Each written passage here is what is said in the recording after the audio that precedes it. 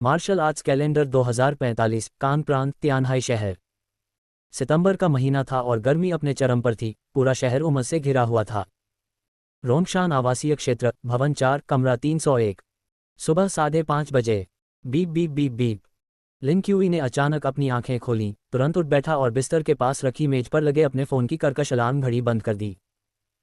Alarm बंद होने के बाद केवल नीले रंग के बिजली के पंखे की भिनभिनाहट सुनाई दे रही थी और हवा उमस भरी गर्मी से भरी हुई थी। चारों ओर देखने पर उसे एक तंग कमरा दिखाई दिया। बिस्तर बंद बेड था, जिसके ऊपर वाले बंक पर तरह तरह का सामान रखा हुआ था। बिस्तर के बगल में एक पुरानी भूरे रंग की लकड़ी की मेज थी। दीवारें पोस्टरों से ढकी हुई थीं, खासकर सबसे बड़ा पोस्टर, जिसमें एक धुंधले चेहरे वाले विशालकाय व्यक्ति को दर्शाया गया था, जिसके शरीर के चारों ओर सुनहरी लपटें थीं। उसके पैरों के नीचे एक विशाल और भयंकर काले अजगर के आकार का जानवर था। उसकी भयानक आभा मानो तस्वीर से फूट रही हो। पोस्टर पर बड़े अक्षरों में लिखा था, या तो यथास्थिति को स्वीकार करो या इसे बदलो। परिवर्तन के लिए हमेशा बलिदान की आवश्यकता होती है और प्रयास ही शक्ति की सीढ़ी है। लाल सम्राट, दुनिया का सबसे शक्तिशाली। इसके अलावा कमरा लगभग पूरी तरह से खाली था, उसमें कोई और फर्नीचर नहीं था। 15 वर्ग मीटर से भी कम के इस कमरे में बीच में खाली जगह थी, जिस पर समय के गहरे पदचिह्न अंकित थे। लिन क्यूई उठा और अपनी थोड़ी फीकी पड़ चुकी स्कूल यूनिफॉर्म की टी शर्ट पहनी। उसने दरवाजा खोला और नहाने के लिए तंग बाथरूम में प्रवेश किया। Swash swash. उसने एक ही झटके में शौचालय का इस्तेमाल किया, दांत साफ किए और चेहरा धोया, जिससे उसे ताजगी का एहसास हुआ। आईने में खुद को देखते हुए लिंची की लंबाई 1.75 मीटर थी। दुबला पतला शरीर, आकर्षक चेहरे, चमकीली आंखें और एक मजबूत मर्दाना आभा थी। उसकी भौहें एक कठोर गंभीरता दर्शाती थीं। बाथरूम से बाहर निकलते ही उसने देखा कि बैठक में एक गठीला आदमी बिना कमीज के एक पुराने घिसे पिटे सोफे पर बैठा है। उस आदमी के शरीर पर कई निशान और घाव दिखाई दे रहे थे। उसका बायां हाथ नंगा था, जबकि उसके दाहिने हाथ में मांस के रंग का एक कृत्रिम हाथ लगा हुआ था। Click click tilde. कुछ क्लिक के बाद कृत्रिम हाथ की 5 उंगलियां एक सामान्य हाथ की तरह अकड़कर हिलने लगीं। सुप्रभात, शाओची। लिंची को देखकर उस गठीले आदमी ने मुस्कुराया। उसका चेहरा दृढ़ था और उसकी त्वचा का हर इंच समय के निशानों से भरा हुआ था। सुप्रभात, पिताजी। लिन क्यूई ने सिर हिलाया। हटे कट्टे आदमी ने मुड़कर रसोई में प्रवेश किया और काम करते हुए बोला, मैं आज तुम्हारी माँ को अस्पताल से लेने जा रहा हूँ। उनकी अभी अभी सर्जरी हुई है और उन्हें वहाँ और ज़्यादा समय तक रहना चाहिए था। उन्हें और पैसे खर्च करने से डर लगता है और वे बिल्कुल मना कर रही हैं। आज तुम्हारा सीनियर ईयर का पहला दिन है। मार्शल आर्ट का अभ्यास मन लगाकर करो। क्या तुम्हारे पास पर्याप्त पैसे हैं? लिंचेन बड़बड़ाते रहे। उनके हाथ तेजी से चल रहे थे क्योंकि वे आग जला रहे थे, अंडे पका रहे थे और पहले से बने बन और स्टीम्ड ब्रेड गर्म कर रहे थे। बैलेंस 66.6। मेरे पास पर्याप्त पैसे हैं। लिन क्यूई ने लापरवाही से अपने फ़ोन का बैलेंस देखा, फिर कोने में रखे एक डिब्बे से ब्लैक कॉफ़ी का एक पैकेट निकाला। उसे अपने ग्लेशियर कप में डाला और ठंडा पानी मिलाया। हिलाने के बाद उन्होंने अपना सिर पीछे झुकाया और एक ही घूंट में सारी कॉफ़ी पी ली। कड़वा स्वाद उनके मुंह में भर गया और वे होश में आ गए। कुछ देर बाद लिंचेन मांस के बन, तले हुए अंडे और स्टीम्ड ब्रेड से भरी एक प्लेट लेकर बाहर आए। जल्दी से खाने के बाद लिंची अपने कमरे में वापस गया, कपड़े बदले, अपने लगभग घिसे हुए काले स्नीकर्स पहने और अपना बैग उठाया। पापा, चलिए। ठीक है। रसोई से लिंचेन की दृढ़ आवाज आई और फिर हलचल मच गई। डॉट डॉट डॉट 3 मिनट बाद लिंची रिहायशी इलाके से निकला, अपनी पुरानी साइकिल पर सवार हुआ और चौड़ी सड़क पर चल पड़ा। Whoosh tilde. सुबह की ठंडी हवा के बीच उसके काले ब्लूटूथ हेडसेट से एक साफ महिला की आवाज आई। Martial arts calendar 1999। उस साल दुनिया भर में एक के बाद एक भयानक प्राकृतिक आपदाएं आईं, सुनामी, भूकंप, बाढ़, ज्वालामुखी विस्फोट, बवंडर, जिससे दुनिया भर के देशों में जानमाल का भारी नुकसान हुआ। उद्धरण चिन्ह। शुरुआत में विभिन्न देशों के लोगों ने सोचा कि यह सिर्फ एक सामान्य आपदा है। जब लोगों ने सोचा कि आपदा खत्म हो गई है, तब असली आपदा आए। उद्धरण चिन्ह। पूरी दुनिया में एक के बाद एक विशाल काली दरारें दिखाई देने लगी और उनमें से अनगिनत भयानक जानवर निकलकर सब कुछ नष्ट करने लगे। लालच से वे हर जीवन को निगल रहे थे। वे चलते फिरते आपदा हैं, इसीलिए उनका नाम है आपदा के जानवर। उनका आकार पहाड़ों जितना है, उनकी त्वचा सख्त है, उनके पंजे नुकीले हैं और उनके दांत भी नुकीले हैं, जो आसानी से स्टील की इमारतों को फाड़ सकते हैं और इंसानों को कुचल सकते हैं। खेत में धान के पौधों की तरह चहल पहल वाली सड़कें पूरी तरह से जोत दी गईं।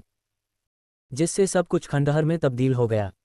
युद्ध शुरू हो गया। भयानक राक्षसों का सामना करते हुए मानवता को अपने सभी हथियार इस्तेमाल करने पड़े और राष्ट्र राक्षसों की लहर के बीच युद्ध मशीन बन गए।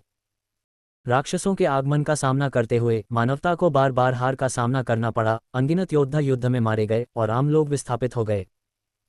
दरारें दिखाई देने पर मानवता ने पाया कि उनकी शारीरिक क्षमताएं बहुत बढ़ गई हैं और कुछ ने तो विशेष शक्तियां भी जागृत कर लीं, जिससे वे महामानवों जैसे बन गए। अनगिनत राक्षसों का सामना करते हुए प्राचीन मार्शल आर्ट पुनर्जीवित हो गए। इस प्रकार मानवता और राक्षसों के बीच युद्ध शुरू हुआ। सड़क के किनारे चहल पहल वाली सड़कें, ऊंची इमारतें और इलेक्ट्रॉनिक स्क्रीन वाली दुकानें थीं, जिन पर राक्षसों के बारे में ताज़ा खबरें प्रदर्शित हो रही थीं। लिन क्यू चुपचाप इतिहास के पाठ की ऑडियो सुन रहा था। उसने यह इतिहास अनगिनत बार सुना था, उसे यह मुंहज़बानी याद था। मैं इस दुनिया में 17 साल से हूँ। लिन क्यू कुछ स्तब्ध था। लिंची एक पुनर्जन्म लेने वाला प्राणी था। ब्लू स्टार, एक समानांतर दुनिया जो पृथ्वी से काफ़ी मिलती जुलती थी।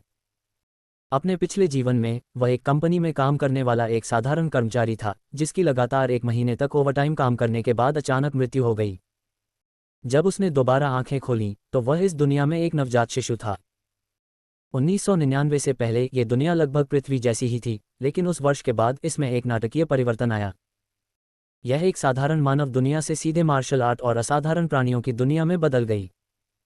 एक ऑनलाइन प्लेटफॉर्म पर एक अनुभवी पाठक होने के नाते लिंची ने इस दुनिया में बहुत जल्दी खुद को ढाल लिया। बेशक एक पुनर्जन्म लेने वाले प्राणी के रूप में उसके पास एक गुप्त छुपी हुई तरकीब भी थी। जैसे ही लिंची सोच रहा था, उसके मन के रहस्यमय क्षेत्र में अनंत अंधकार में एक फटा हुआ सुनहरा झंडा प्रकट हुआ। झंडे पर दरारें थीं, मानो वह किसी भीषण युद्ध से बच गया हो और उसका केवल एक टुकड़ा ही बचा हो। यह उसकी चेतना में धुंधला और निर्जीव, बिना किसी हलचल के एक फटे हुए चिथड़े की तरह बना रहा। 6 महीने पहले तक यह एक क्षण के लिए कांप उठा और इससे सुनहरी रोशनी की एक किरण निकली।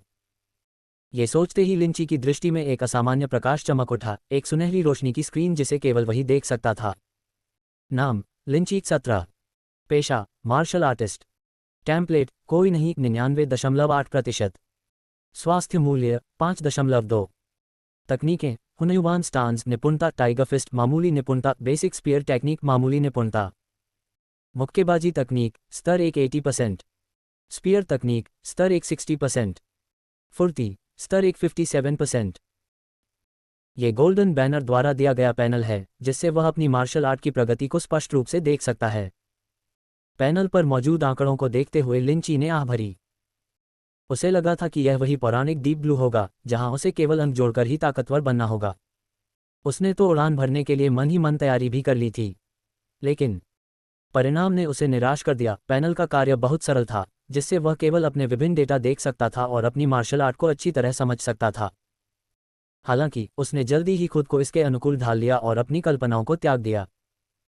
किसी भी समय अपनी प्रगति की जांच कर पाने की क्षमता, प्रगति को देख पाने की यह अनुभूति उसे कड़ी मेहनत करने के लिए प्रेरित करती थी। केवल इसी सुविधा ने उसे अनगिनत अन्य लोगों से अधिक शक्तिशाली बना दिया। पैनल खोलने के 6 महीने बाद ही उसकी मार्शल आर्ट में बहुत सुधार हो गया था। अब वह और क्या मांग सकता था। एक वरिष्ठ हाई स्कूल के छात्र के रूप में युद्ध और भयानक जानवर उससे बहुत दूर थे, वे भविष्य की बातें थीं। अभी वह केवल मार्शल आर्ट में कड़ी मेहनत करना चाहता था, किसी अच्छे मार्शल आर्ट विश्वविद्यालय में प्रवेश पाना चाहता था और अपने परिवार के जीवन को बेहतर बनाने के लिए पर्याप्त धन कमाना चाहता था। ये सोचते हुए लिन क्यूई की नज़र डेटा की एक पंक्ति पर पड़ी। टेम्पलेट कोई नहीं 99.8%। लिंची के पास इस टेम्पलेट का कोई स्पष्टीकरण नहीं था और न ही वह इसके विशिष्ट कार्य को जानता था, लेकिन उसे एक अस्पष्ट अनुमान था। हर दिन प्रशिक्षण के बाद वह प्रगति बार को थोड़ा थोड़ा बढ़ते हुए देखता था। जितना कठिन वह प्रशिक्षण करता, उतना ही अधिक और तेजी से वह सुधार करता। आधे साल में प्रगति बार लगभग 100% पर पहुंच गया था। प्रगति के अनुसार आज उसे ठीक ठीक पता चल जाता कि यह क्या था। उसे पूर्वाभास हो गया था कि यह टेम्पलेट उसके लिए अत्यंत महत्वपूर्ण है, उसके भविष्य के मार्शल आर्ट पथ की कुंजी है। अध्याय समाप्त। सुझाव पिछले